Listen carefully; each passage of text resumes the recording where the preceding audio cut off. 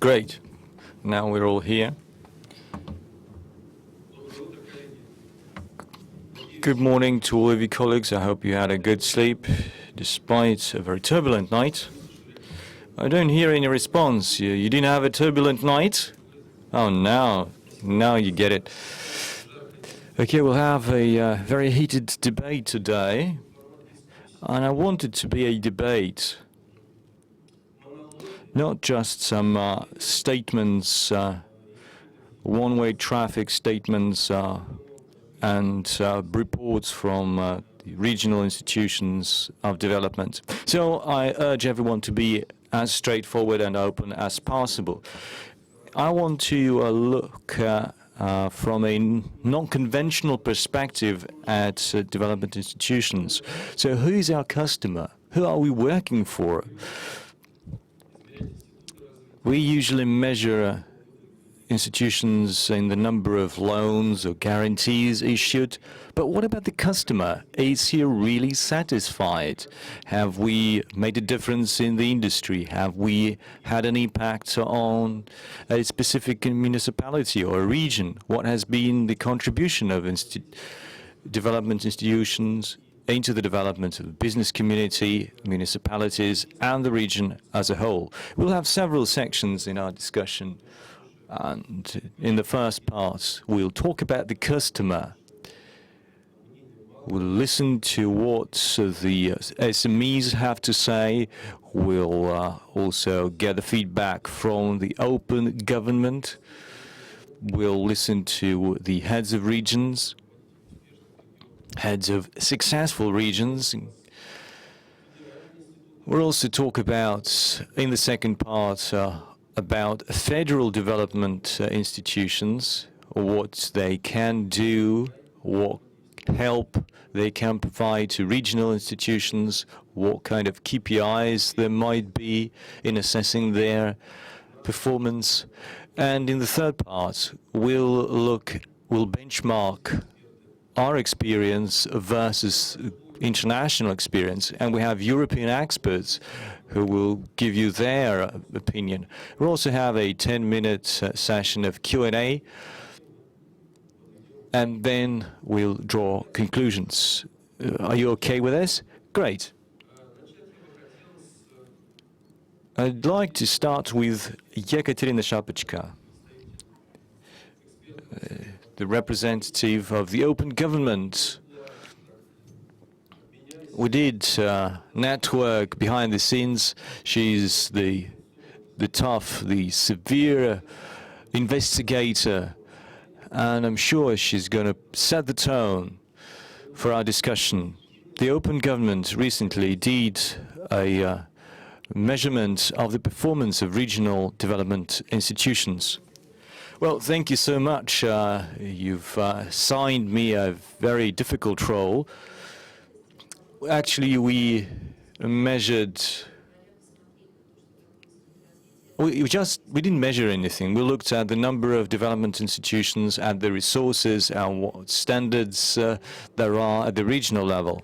A year ago, the Expert Council, upon the instruction of Dmitry Medvedev, had an extensive measurement of the performance of the federal institutions, and there were typical problems identified. Institutions don't have specific KPIs. That's why it's almost impossible to measure their performance. There is no connection or coordination between the regional authorities and these institutions. And it was very difficult for the government to find balance between short-term and long-term strategic goals. That's what should be the area of priority for development institutions. So we decided to look at what regional institutions are actually, to look at the big picture, at the ecosystem. So we did this study. It was based on open source information. And we took 85 Russian regions, and all of them have regional development institutions. We identified 344 institutions. that can be categorized as regional development institutions. But there is also a certain ambiguity in terms of their legal status, and perhaps there are many more institutions, but we were not able to identify them. In the Chukotka region, there's just one, two in the Kemerovo region and in the Murmansk region, and there are 8 in St. Petersburg, in the Republic of Tatarstan, and there are 11 in Moscow. We excluded innovative structures like business parks and technoparks from the list of potential candidates. We looked at the finances that they can leverage. Many of the institutions, despite the fact that they get budget financing, there's no information in the open source, in the open domain, which is pretty strange. So the amount, the total funds that they have is more than 160 billion rubles. That's more than the budget of the St. Petersburg, of the Leningrad region, and is roughly equal to the budget of the Nizhny Novgorod region. So we have 36 billion in the fund of Yakutia, to just several millions, 2 or 3 millions in some other regions. And the average value is 860 million rubles. We did a couple of interviews.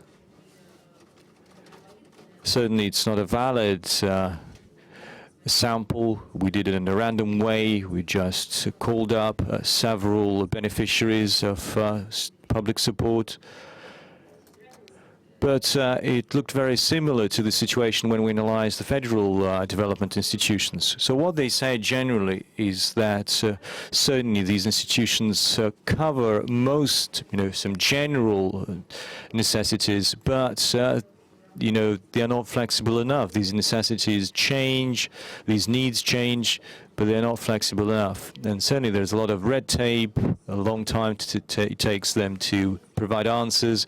It takes a lot of time to get access to the representatives of institutions. And just a few respondents said that given the huge support, the services of the institutions are not in high demand, which is a paradox. So what are the conclusions? What can be discussed here? First of all, we need to do a comprehensive analysis of regional institutions and then take a decision, or perhaps we need to consolidate some of them to do some mergers so that it's easier to manage the budget resources that are allocated for their purposes. We also need to legally define the status of regional and federal development institutions and define the goals that they should pursue, and also provide the mechanisms that should be used for that.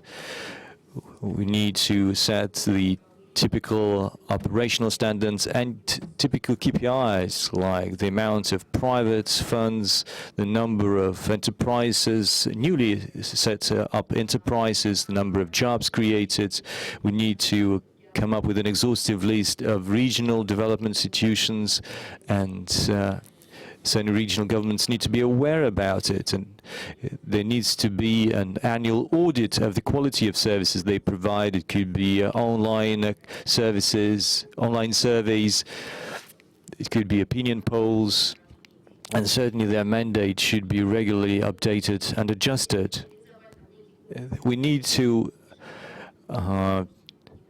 conduct a set of measures to boost transparency so that we understand what kind of resources they possess, who they support, and what are the principles based on which they provide that support. That's it from me. Well, you have painted a pessimistic picture, but that seems to be like the average. Is it all so boring? Is that all so balanced and even? I'm sure there are successful regional institutions, and I hope we'll get to know these case studies, I would like to ask one of the customers, that's Maria Bludan, a representative of the SMEs sector. Can you please provide your assessment of the regional institutions, of the support they provide, how effective they are? Maybe you can give us some success stories. Our assessment is roughly in line with what the previous speaker said. But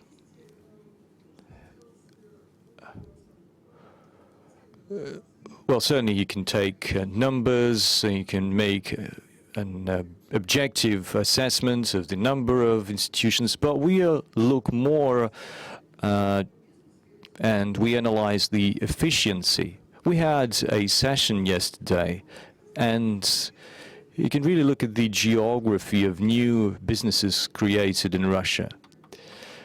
And that was an interesting and an insightful result, which is roughly in line to what our regional offices say. So from the Sverdlovsk region to Crimea, that's the geography. You don't have anything going beyond the Urals, unfortunately, eastward to the Urals. We didn't identify anything there in Siberia. So in the Sverdlovsk region, you have one entrepreneur, and in Crimea you have 5. In the Kaluga region, you have 8. In the Ulyanovsk region, 5. 1 in the Leningrad region. So is it, what is the measurement? No, that's the representatives that were present at the forum. You know, you've invited a lot of people, but that's who came over to this session. And it's still an objective indicator, and that's roughly in line to what we get from our regional offices, you know, in terms of the business climate, in terms of the increase in the number of the members of the Opora Rossiya. We have regions which are leaders, where these institutions are very effective, where entrepreneurs know about the support programs. That's the Kaluga region, the Ulyanovsk region, the Vladimir region, and Kazan, the Republic of Tatarstan, I'm sorry. Kazan is the capital of the Republic of Tatarstan. And there are outsiders. So these are the leaders, and there are outsiders. Now, before you do that, I think we need to give an applause, a round of applause to these regions that you've hailed as leaders. And the attitude to entrepreneurs is also part of that institutional support. Just the perception, public perception. So we have for example, a convention of the leaders of the Opora Rossiya. And when we had a convention in Kazan, the governor came over and he stayed there with us. The president of the Republic of Tatarstan stayed there with us, the whole convention. Well, I don't want to say so many compliments in the face of the leader, but he was not just, you know, watching and texting messages or trying to make calls. Okay, what about the outsiders? So he was really focused on what we were saying. Or we had a meeting with entrepreneurs in Crimea, and Mr. Aksanov, the head of Crimea, came over, and he got 13 questions, he issued 13 instructions, and he has it under his control. So that's the perception, and this attitude starts from the attitude of the governor. We see problems in the Perm region, the Chelyabinsk region. So what happens beyond the Urals is the area where we see a lot of issues. Well, perhaps there are development institutions, perhaps they do allocate some money, but there's no output, there's no impact. So we can't really say, we can't really appreciate their efforts. Now, one more thing I'd like to say. If I have the opportunity to say something on the federal institutions, well, later we have a second part which would be dedicated to federal institutions. Okay, then that's it. But certainly, there's a wish that it's not just the money. Money matters, but you have to demonstrate the attitude. And it all starts from the top. It all starts from the head of the region. There's something about the structure of the regional authorities. They need to have an office or a department that is in charge of support for entrepreneurs. It needs to be easily accessible. It needs to have some expert or public counsel.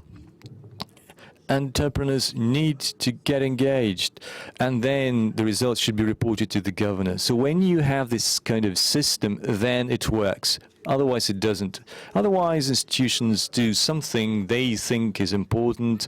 They report about their success, but in reality, entrepreneurs don't know anything about it, don't know about the support. So everyone's pulling in their own direction. Institutions are there, but they are not effective. No results. Thank you so much, Marina. Do we have representatives from the regions which were called outsiders? Well, you'd be able to justify yourselves, perhaps, or to say, to provide your response. Now, moving on to other speakers. We made an exception for the open government and for the main customer, for the SMEs. So could you please limit yourself to 5 or 7 minutes? Now I'd like to give the floor to the head of one of the most successful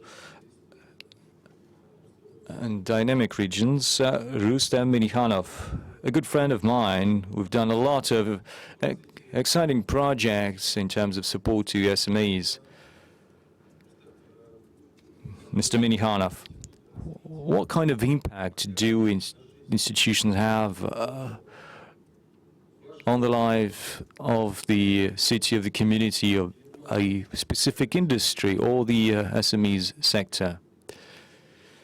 What's your perspective? Thank you for the opportunity to take part in this forum. We visited one event with my brother where institutions like this were criticized and lambasted, I would say. And the conclusion was even that we don't need these institutions. I can't agree with this. I think institutions need to be there. They need to report on what they do. And without federal institutions, our regional institutions would not be able to survive, to create this ecosystem. Certainly, you need to provide legal, financial assistance to institutions. Otherwise, it's going to be a failure. So development institutions need to be set up. They need to be supported. Certainly, we need to have KPIs.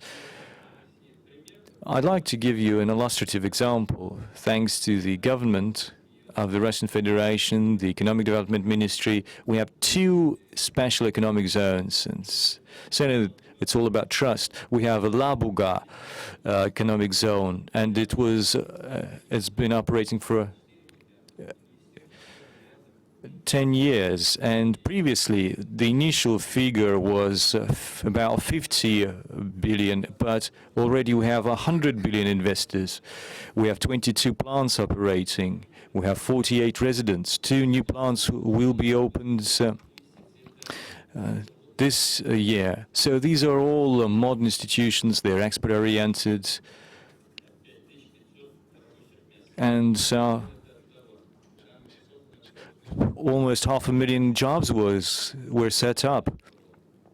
And there's an international school, for foreigners' children. They can rent space if they don't have the funds to build their own plants.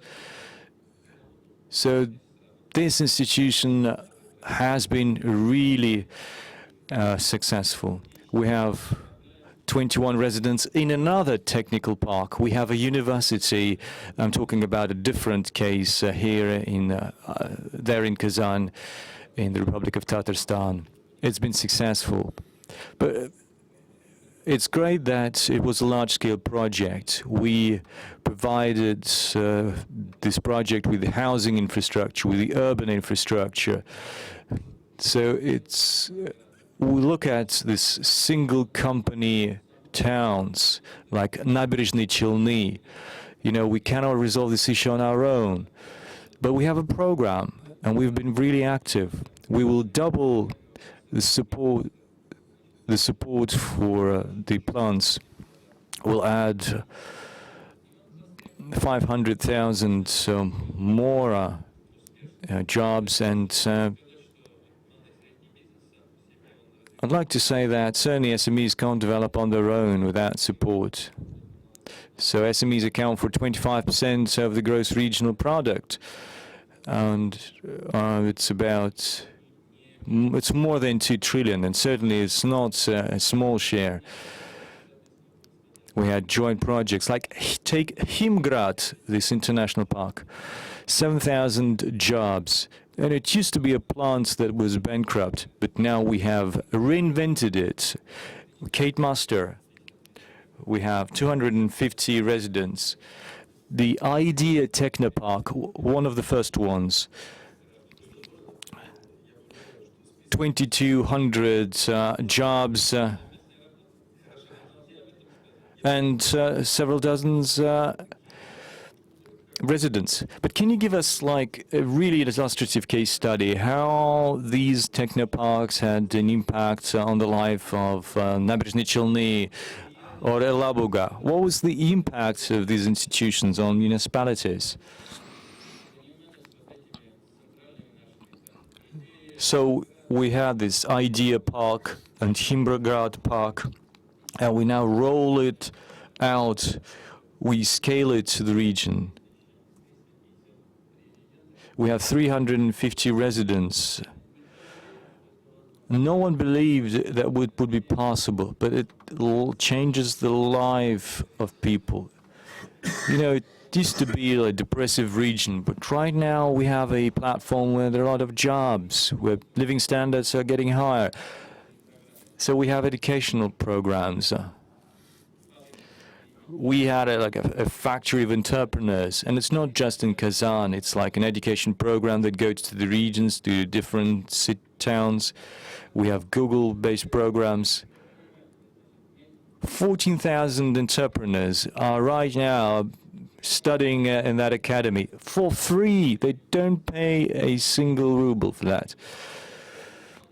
So we need to educate people. We need to change their mentality. But certainly we need to apply administrative pressure. So we cooperate with Google. So people need to enroll on their own, they say, but people don't do it. You know, we need to show people the path to happiness. People won't go along that path on their own. We need to push them along that path. So to the right, we have the Vneshekonombank. This is a development institution. So we had an ammonium project. It got 100% to Japanese funding. It's the state-of-the-art project. We did it together. Now, in terms of sapphire, in terms of rubber, would Tatarstan be able to develop these projects on their own, on its own? No. Certainly, we need to be active. But we need the support. We need to train specialists. So we have 20 what's called resource centers. We have the joint project with IC. So who will come up with disruptive technologies, with new revolutions? We need to start with children. Well, certainly the audience can listen to you forever. Okay, you're limiting us. You're creating constraints. Now I'd like to get a different perspective on what institutions do. So what's the impact of institutions on creating whole new industries, on supporting industries that were never there in the region? And I'd like to give the floor to Anatoly Artamonov. Governor of the Kaluga region. Here, that's our front row participant.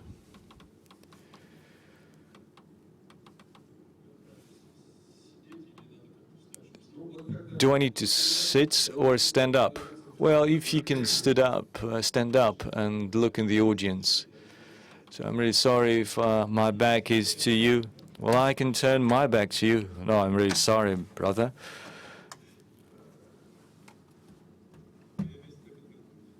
That's your seat, and only you can take it.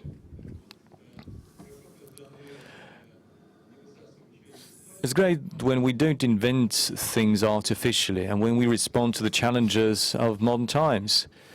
Our country is so diverse, is so huge, that development institutions should also be different and diverse. Take the Primorye region. Let's take northern seas. You could have a cooperation for the development of fisheries. Let's call it this name. Or the agency support fisheries. Some regions boast huge resources of coal.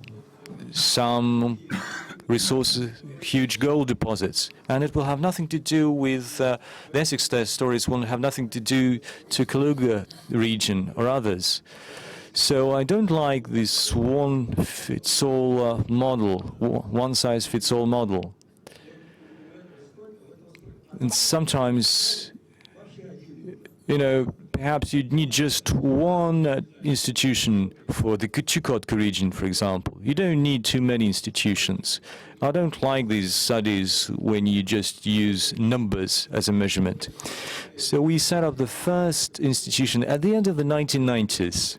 That was the Agency for Regional Development. We needed it desperately.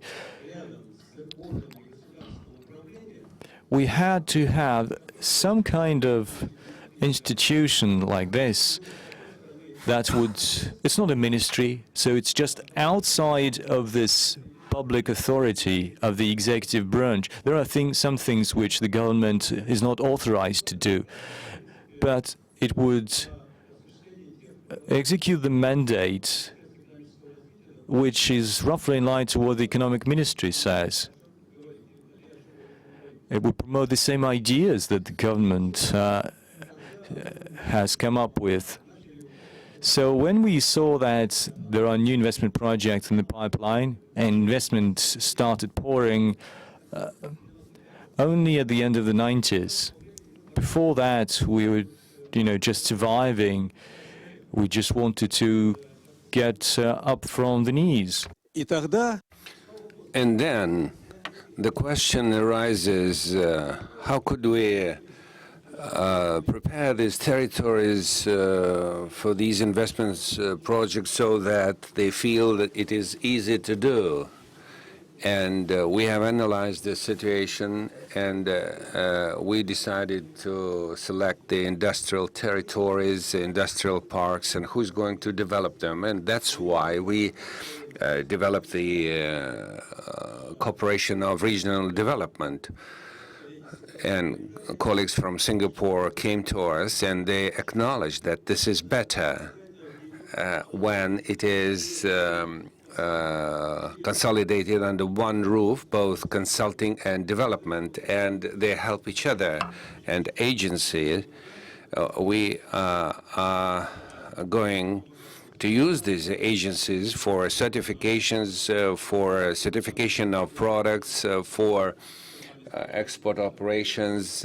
They would communicate with our trade representation offices, and under these agencies, there appeared substructures when we started to actively raise funds for agricultural sector, and this service became bigger and bigger, and we decided to make it as a separate body, and all business plans which were developed for the banks to receive loans. What kind of farmer could create such a document and the agency free of charge? Does this work for the farmers and for those who are involved in the production of agricultural products. They work with investors, and further on, they would also engaged in legal side of the matter. And I'm sure that you know in details all these things. But if we discuss these matters, and I will simply enumerate, I will not actually, let's go to the branches. What kind of branches appeared? We have an agency of regional development, the agency for agricultural foods, transfer of technologies, small business and services, and we destroyed the kiosks, but what should be given as a replacement for that? We have appointed an individual and helps to create small shops, small outlets, sales points for selling food and other small products. Agency of innovative technologies and capacity building agency, which is the center of modern knowledge, which is very actively working on a permanent basis, and all members of the government, the state bodies, municipal servants are being trained there, and business came there and also trains their employees there. And I believe that the commercial and industrial chamber becomes one of the most important body, and we pass over more authority as far as the Brothermans Fund is dealing the trade and commercial chamber. And frankly speaking, we have Apora Rossiya and Delavaya Rossiya. We also cooperate with them. But the time will come when they will be under the roof of trade and commercial chamber. And here, there shouldn't be any chauvinism here. We need to understand what do we need for real life, and the most important institute of economic development, this is Внешэкономбанк, but living through very hard times. But if it hadn't been for the cooperation with Внешэкономбанk, we have created 12 industrial parks. We never had that much money in our regions. We have borrowed about 12 billion rubles in Внешэкономбанk. And of course, this was very valuable support. And as far as the mono cities are concerned, you can't but underestimate that. Yes, I always say we have a council to counter corruption. The council is a council, but the work should be carried out by the individual who was appointed to solve this matter. And this is the matter of great importance. And I believe that the topic of the development institution is the most important branch of work, and the municipal bodies should intensively transfer it for outsourcing, and the authorities should care about the legal justification of these things, which make it possible for these institutions to work successfully, including those economic zones we've been talking about. Thank you. Thank you very much. Please make yourself comfortable. And we understand that Anatoly Dmitrievich stands for the diversity of institutions of development depending on the territories and requirements of different branches, and he's skeptical in terms of similar approach to everybody. Okay, we do have one representative from the institutions of development, Ruslan Gaynetdinov from Ulyanovsk, and please give us your viewpoint concerning the regional institutions. Thank you, Andrei, and good morning, colleagues. There are several theses of that kind concerning money. In Ulyanovsk, we have combined all tools under the auspices of the Cooperation of Development of Entrepreneurship, state leasing, and other organizations for this is one-stop shop. And there is no competition between different founders, and there is similar understanding. Perhaps in two different offices there might be different people, and sometimes they don't communicate between each other. And secondly, why it is so important such instrument like or tool like a leasing, and we count on this tool, which is part of the international and national links. A small company of Ion manufacturing fixtures, and it become part of the supply link of Bridgestone and 45 companies, and it also received the privileges in our regional level.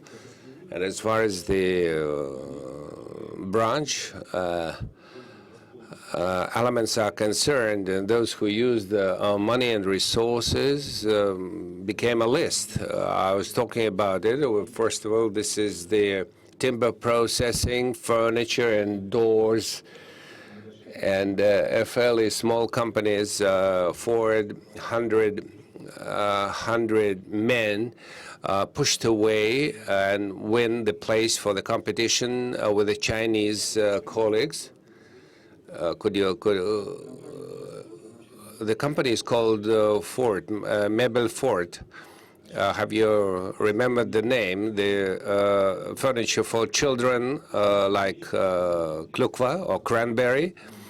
And basically this furniture came from Italy for children, and thanks to ours and thanks to the favorable rate of exchange. And today more than 140 different salons in Russia would receive that kind of furniture, and now our Fund of Industry Development is supporting them, and they would definitely were capable to do it themselves, but this agency helped them, and that is the basic function of the agencies of development. They could accelerate to grow these businesses to become fairly large enterprises. And one more case I can recollect is the one related to export and non-traditional sectors of economy like construction materials, and the products of timber processing are also part of this package. And you can even find our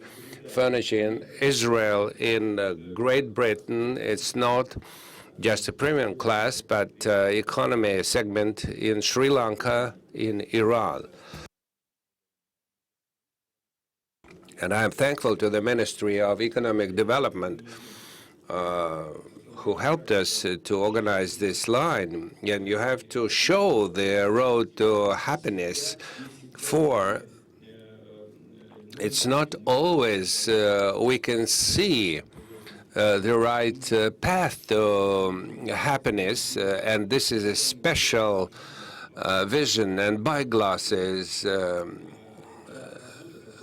is the kind of work we have to do so that everybody sees the road to the future. And any manager could say, it wasn't you who did that, but this is not important.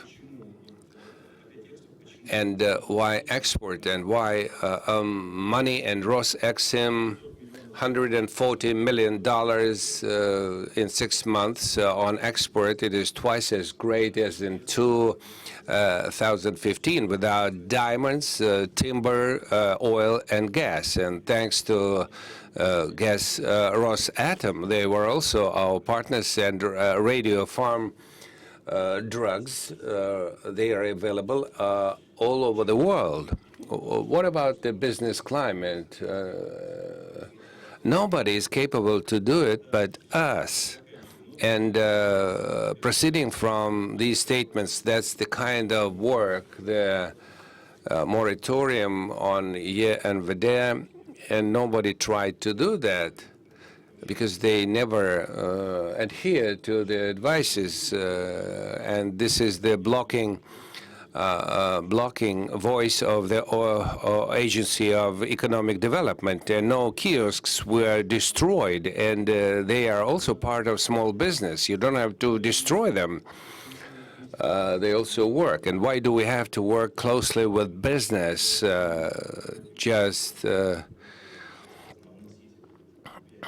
We do have this KPI, of course, indices, and we can't but adhere to that. And the proposals to change the temperature in the hairdressers should be established by the client who is coming to the hairdressers or to barber's shop. And in the bodies of authorities where the public opinion of entrepreneurs is represented.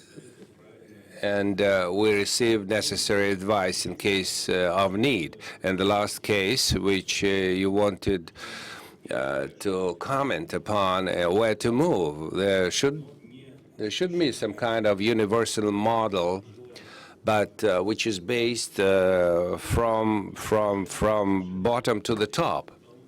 And if in Kaluga it works, you cannot destroy that. If it doesn't work somewhere, let's create that.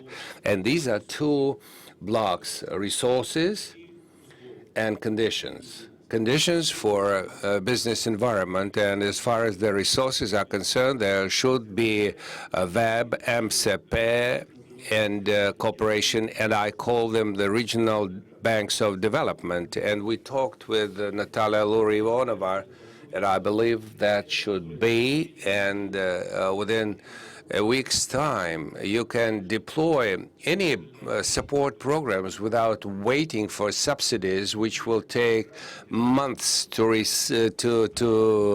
find way to the regions. And secondly, these are conditions concerning not the window or one-stop shop, multifunctional center for business. There is a big package of those things which is not placed into the envelope of government services. It should be a big,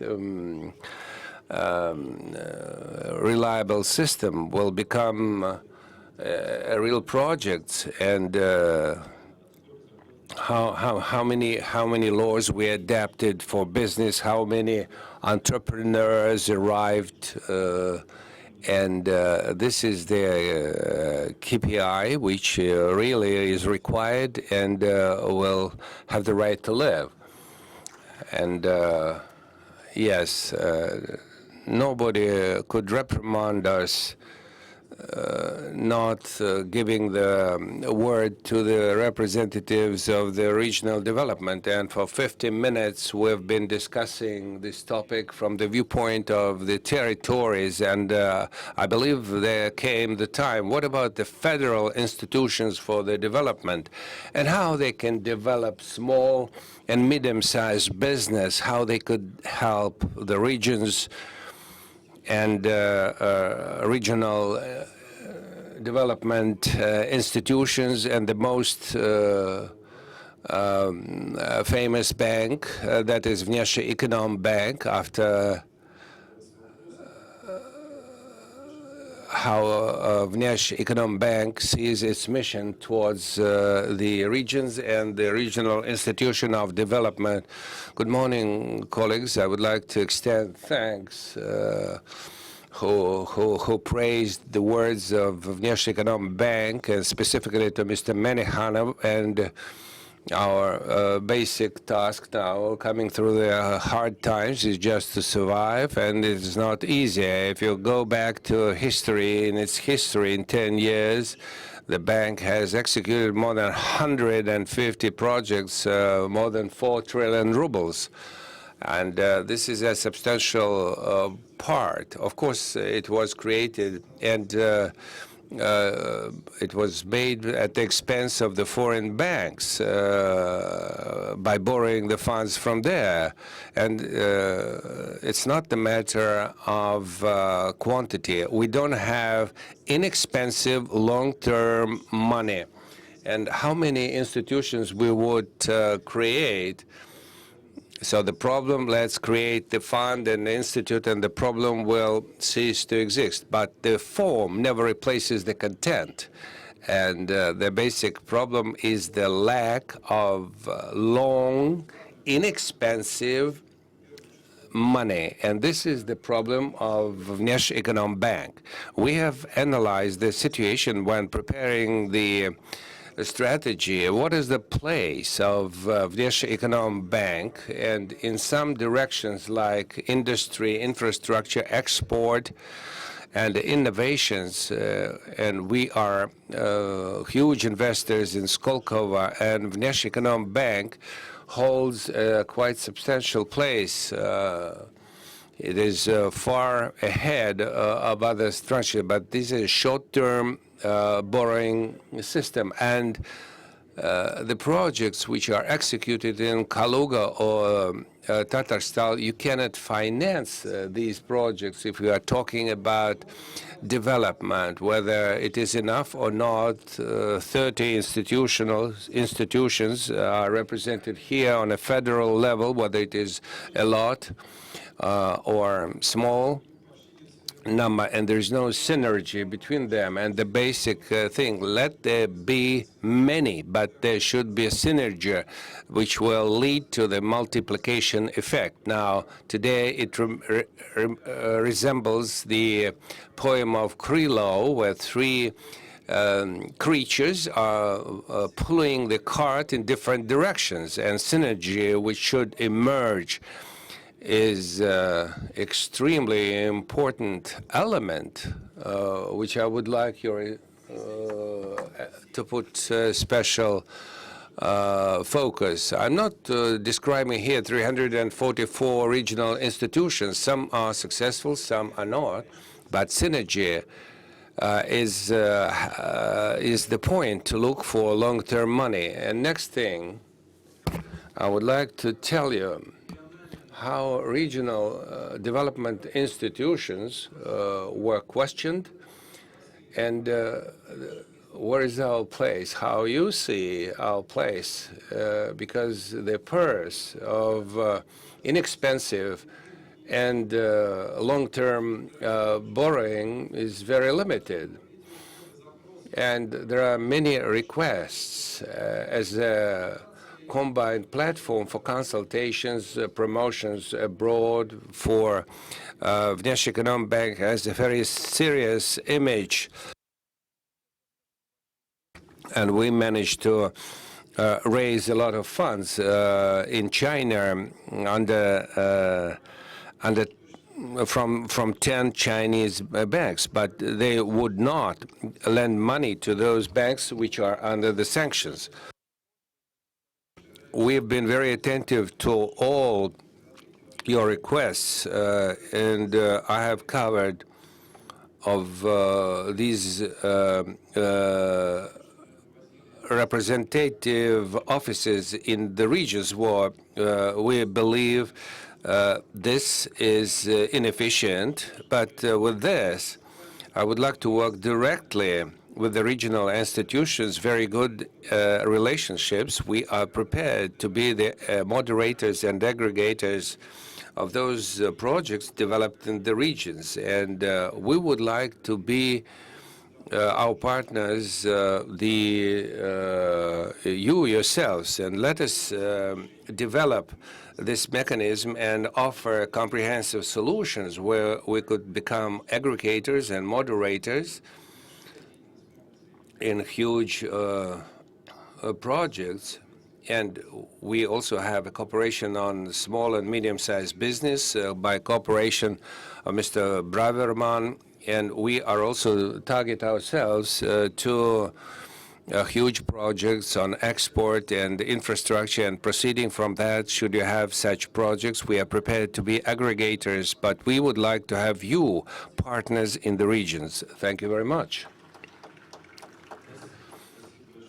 Thank you, Sergey. And I think for press, the headline will be like this: Vnesheconombank is prepared to be the aggregator of the regional development institutions. Yes, Vnesheconombank is prepared to reboot the relations with the regions, and we signed 7 agreements. And the matter of synergy and the right approach, we are prepared to do that. We are prepared to hear you, and we are changing our approach to solution of these projects. We are open, and we are going to work. Of course, it will take time to get adjusted, but we will recover very soon. And as soon as we are closer to normal temperature, so we'll be more efficient in our aid. And as far as the Chinese money is concerned, well, Chinese say we are prepared to give you twice as much, but give us ready-made project. Thank you. I wonder if Gazprom Bank is a competitor or a partner bank, and I would like to discuss the issues of Gazprom Bank in this matter. Oleg Kostin, Vice President of the bank. Thank you, Andrei. Thank you for the opportunity to take the floor. And first of all, for the bank, it is an axiom that without a loan or without a loan product, there will be no direct investment. So, in my opinion, the mission of the regional administration should be the guides to bring investments into the regions and the search of quality and reliable borrowers. And I think Andrei would agree with this thesis that the bank system Russia has enough amount of liquidity to execute different projects. These could be a long-term project financing with 12 years or more. What we observe in the sphere of PPP, public-private partnership, and the mission is the quality of small size and medium business. These are not so many, but they're very important to solve this, the tasks which are set by the Russian government. And I agree with Anatoly Dmitrovich, who says that you don't have to make all these approaches and missions unified and all regional institutions.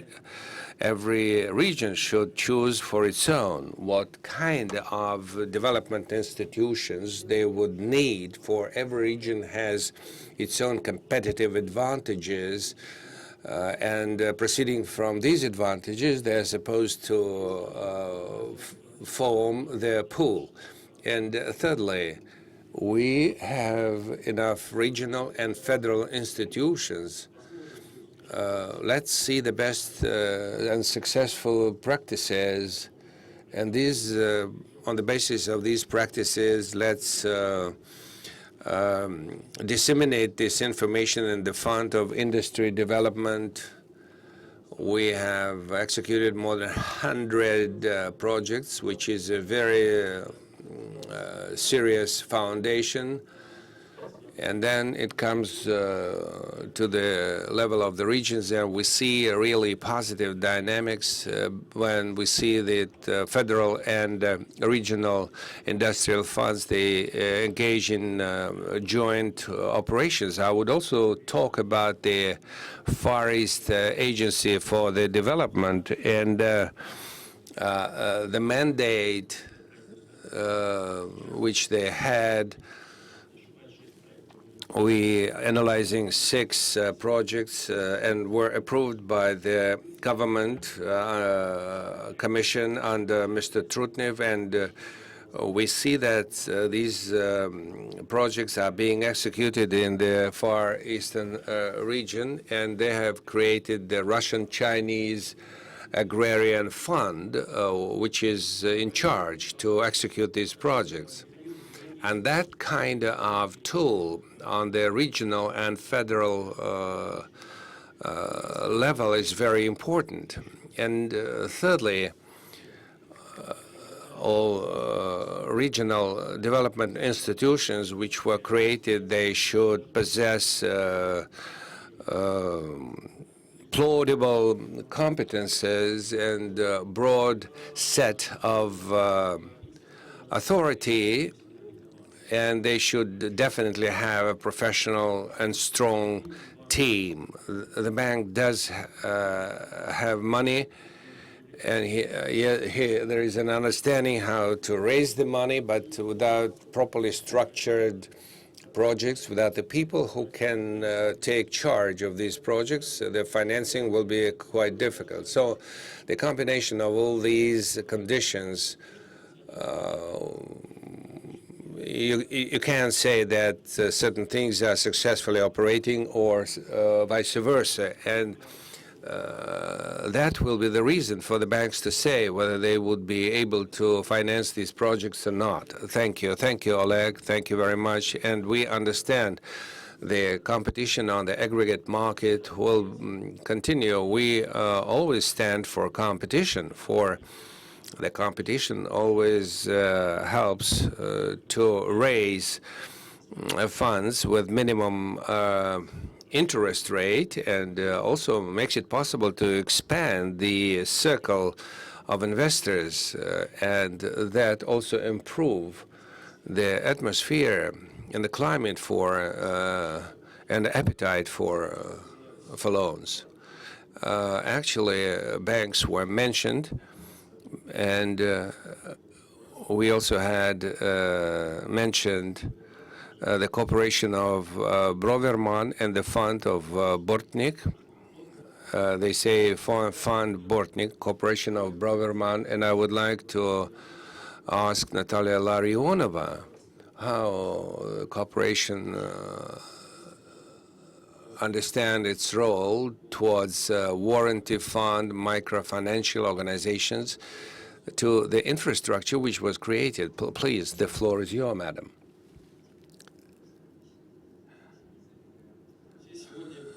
Well, actually, everybody is apologizing. Good morning, everybody.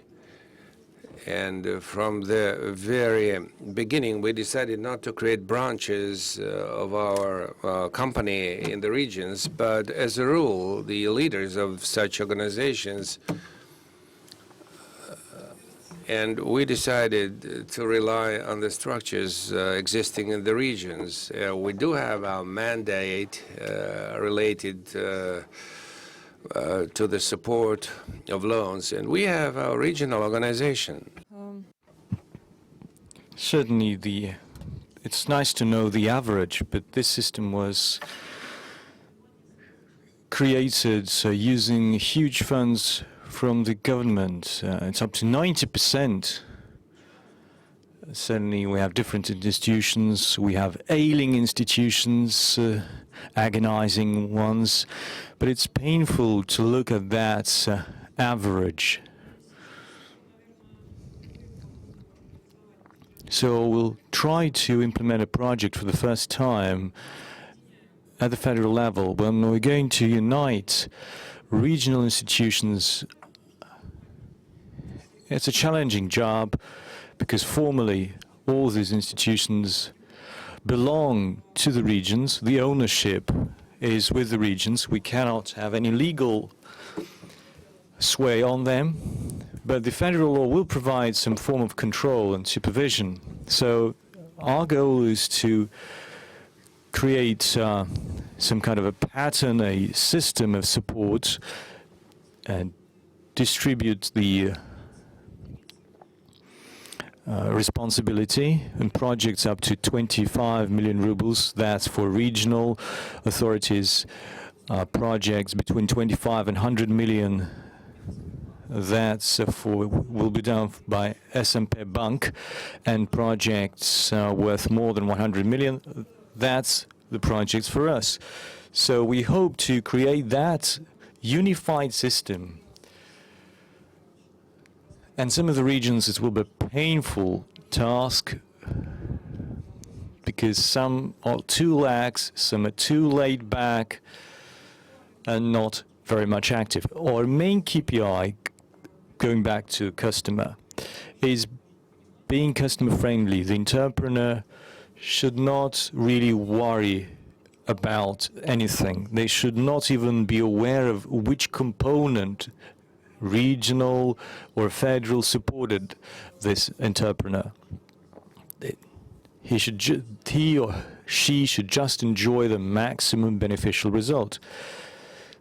So we have this unique job trying to put together one system out of different diverse institutions. Thank you so much for your insightful report, and you saved us a lot of time for the youngest development institution in Russia. That's the Agency for Technology Development. And I would like the first deputy of the General Director, Vadim Kulikov, to use this opportunity and tell us what regional institutions can expect from your institution. Natalia's main goal, like the Prime Minister said, is that when you're driving along a federal road and then you turn into a regional municipal road, they should not notice which roads they drive. There should be no change. There should be no noticeable transition. Colleagues, good morning to all of you. Well, there's no development without technology. Certainly, it's part of the name. It was set up 3 months ago. You know, we were set up by the government of the Russian Federation, but we hope that we'll get financial support. Currently, we run this organization for free, and we hope that we'll get the finances to be able to allocate that cash flow to projects. We need to move on to a self-sustainable operation next year. We need to finance our operations on our own. We need to come up with a range of solutions to entrepreneurs, starting from the proof of concept stage. Certainly, there are a lot of institutions that help at the pre-seed stage and at the seed stage. Perhaps the institutions don't have enough money, but we'll be looking at the best international solutions that are out there in the world. As for the ownership or the license, need to get some kind of platforms, lending sites. It cannot be a federal project. A project can only be regional or multi-regional when you have facilities in several regions. So we need to work really closely with each specific region, with each specific technical park, with the institution that attract partners, attract investors into that region. And we also need to create a list of opportunities in terms of distribution. What we discussed earlier is that the manual operation, so next year we'll need to transfer the best Russian and international solutions to Russia. But if we look at the pharmaceuticals industry, we have hundreds of solutions even today. That's a huge market, hundreds of solutions. And our small agency will not be able to handle this amount. We won't be able to do it on our own. So we need to have an infrastructure, an appropriate ecosystem. We won't be able to do it on our own, and perhaps we don't need to reinvent the wheel. The Vneshekonombank has a great system, and some of the regions have a nice ecosystem. We'd like to come together to transfer technologies, distribution is an extremely important component. We discussed it with the Economic Development Ministry. We took long-term development plans by state-run enterprises, and we came to the Development Ministry, Economic Development Ministry. Vadim, you are speaking thanks to the time saved by the previous speaker. What's your budget? What's your budget? 0 right now.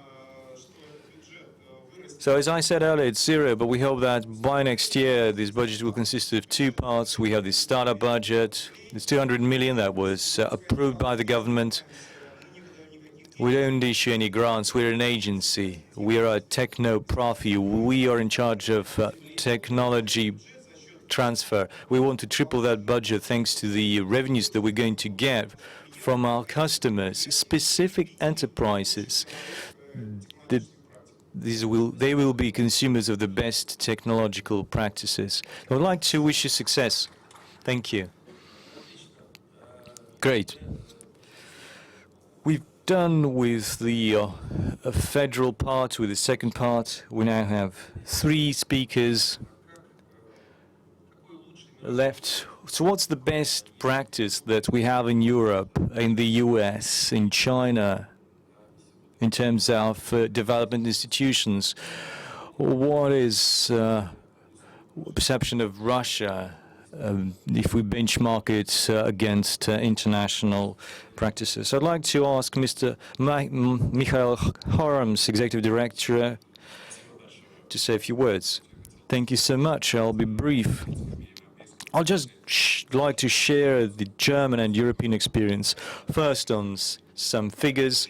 Number 1, we have the Regional Development Program, and it's a European one, the pan-European. The EU spends 350 million euro a year, and Germany gets about 19 million euro on average. So that's the bulk of the regional funds of the regional development.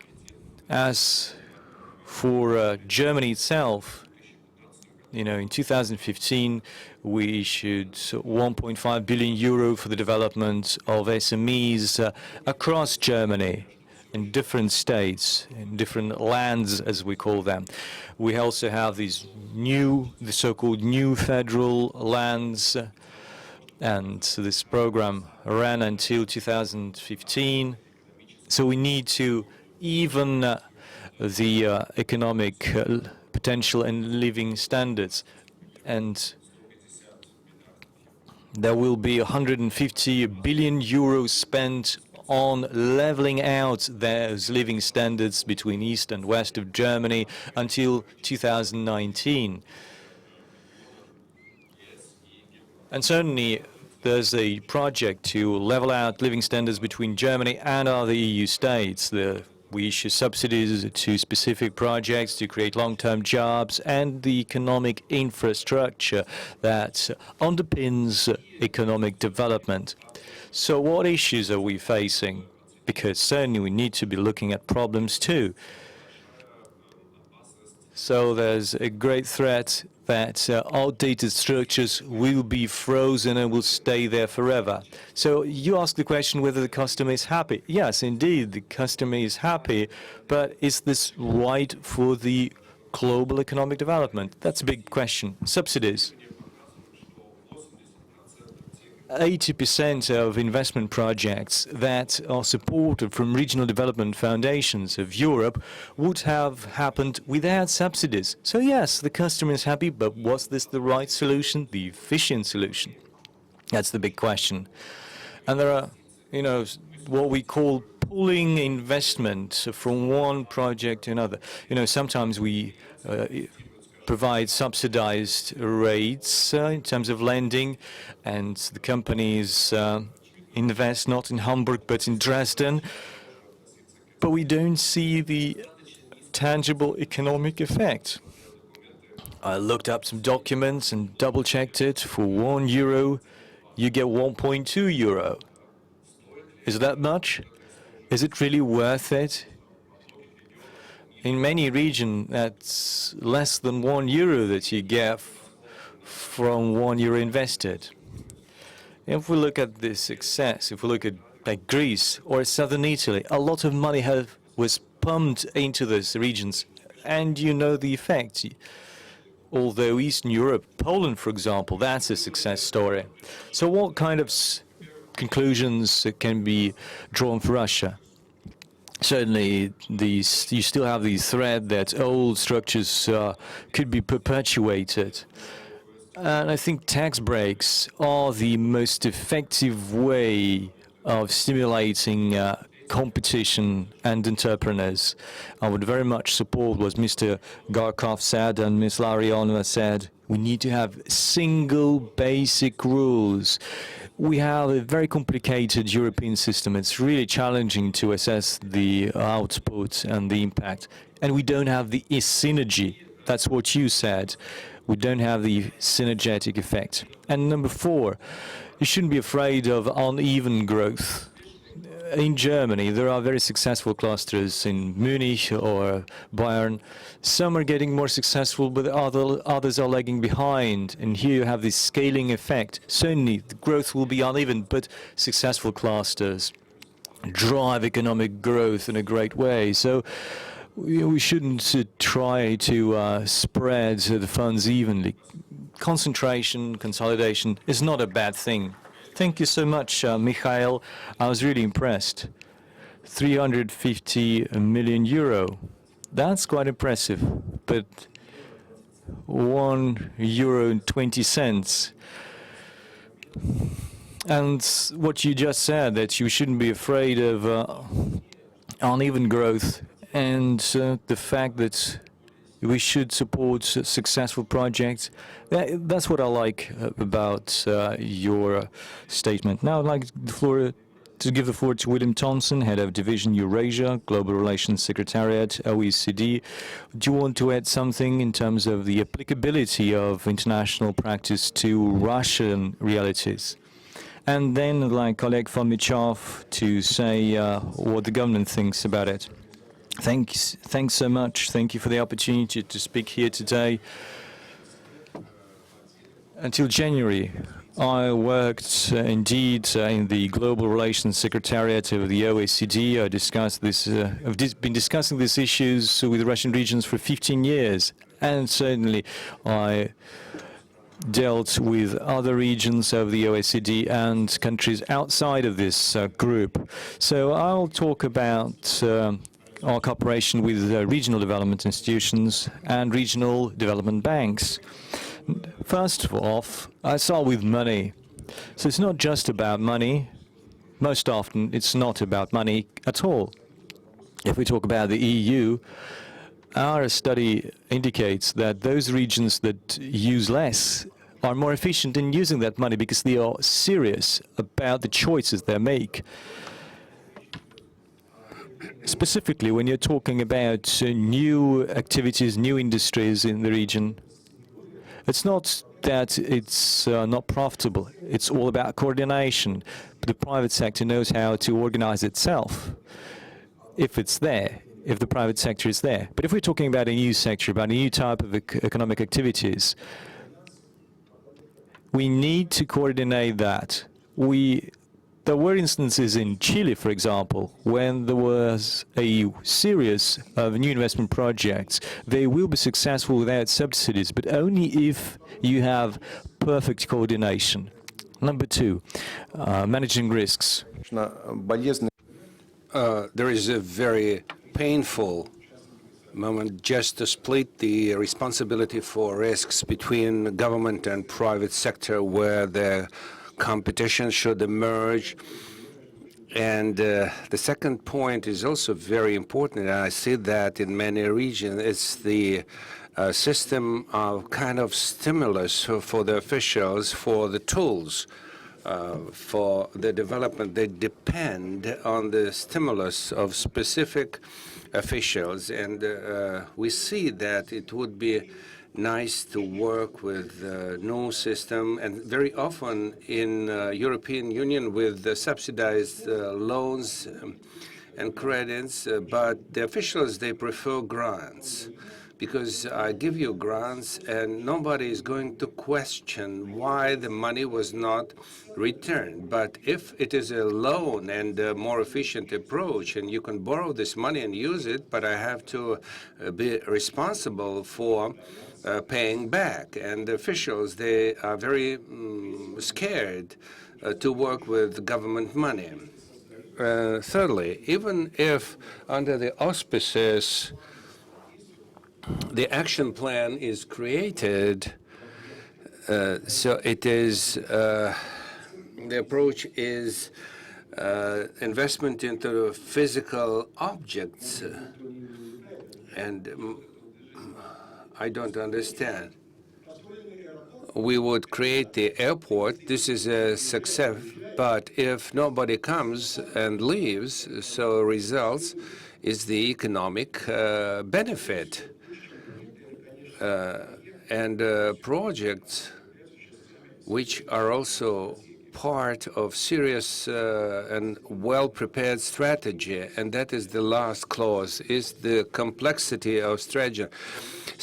And every region has it, and in many countries, when we do the comparative analysis, they are more or less the same. It means that the mechanism is not working, and every region wants to get the same. They want to get the full package. And 15 years ago, everybody wanted to become huge biotech centers. In 2010, everybody wanted to be nano centers-oriented regions or tourist clusters.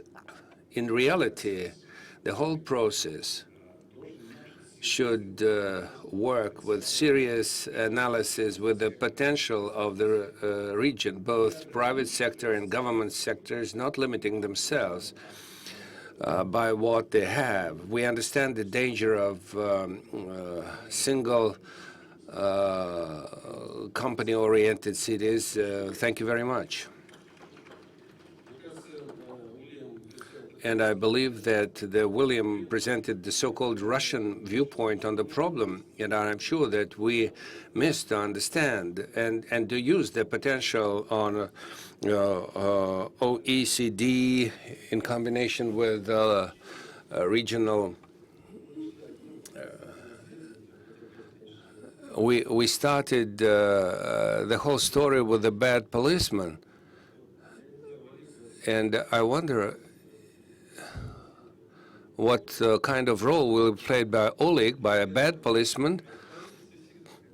But in the government, it is always as it goes. The biggest mistake in the project management, when you don't see to the end and the result, the final results. You always say, let's begin, and then we'll see what's going to happen, which is a big error. If we talk about the institutions of development, I would split it in two parts. The regional development institutions, I would agree with the positions discussed by Anatoly Dmitrich. What are the institutes? Our mission it isn't just to find some common trends. Institute is what they do. If the region needs a set of tools for the development, so this set of tools should be there. And to assess that should be done from the viewpoint of the interests of the regions, if the region gets benefit or not. And in every specific region, there should be development institutions based on the local context. For they are similar in the title, but the content is different in each respective region. However, there is one exception here. And Natalia Igorovna spoke about this, because we have the warranty and microfinancial organizations, leasing organizations, and they have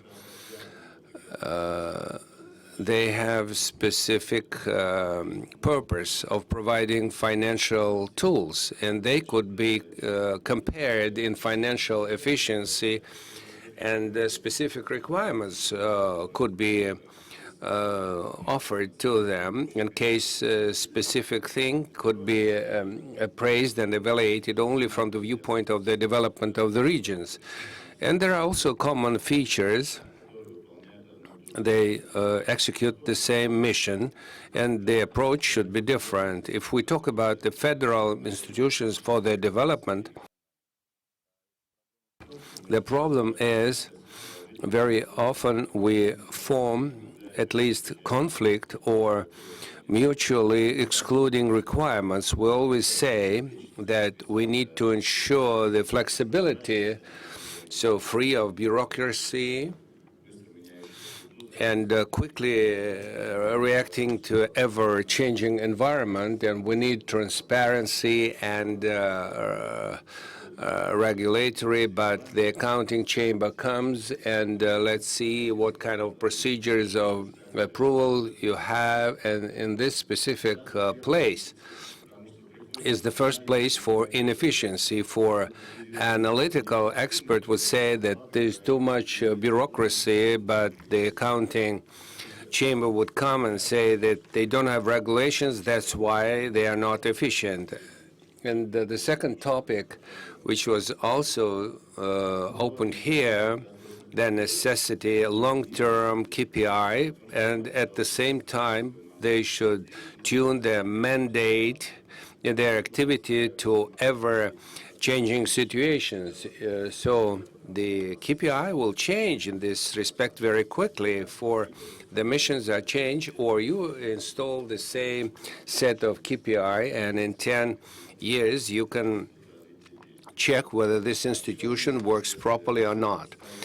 Another mismatch is between the mandate and the resources allocated to support this mandate, and this is true both for regional and federal development institutions, and very often they are related to the, let's say, understanding of inefficient approach to their work. They said that the Institute of Development fails to achieve those indices for which it was created.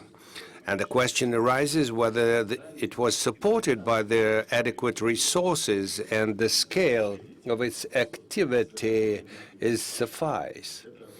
And this is strongly related with the regional development institutions. And we wanted to develop these startups. We want the seeding campaign could be launched timely, but every year we reduce financing of the Institute of Development at the seeding or harvesting stage. And we would like to have a nano-technological scheme. But in the end, Rosnano, as it is deprived of the at the expense of the government, they would have to use loans in the commercial sector, but that is highly risky for to finance risky projects that they expect of private sector. Many banks, they cannot afford that. And one more problem of mismatch, what Marina told us about, it's a mismatch between the mandate of a regional or federal government and expects the results on behalf of the entrepreneur community. When the government, or both regional or federal, establishes the mandate, it is basically set for specific tasks like venture financing or some other missions, and entrepreneur always assesses from the viewpoint whether this activity is beneficial for him or not. And the The reason why this agency was created is not just to make the entrepreneur happy. Normally, it creates venture funds to receive financing, but we question sometimes those consumers who never expected that they would use its services. And here we find problems when we say that the development institution is not efficient, and our entrepreneurship community, they do not understand what's the purpose of it and why it was organized. Those problems have already been identified, and I don't think we will resolve these things quickly, but perhaps to move in the direction to withdraw these contradictions, perhaps that might be feasible.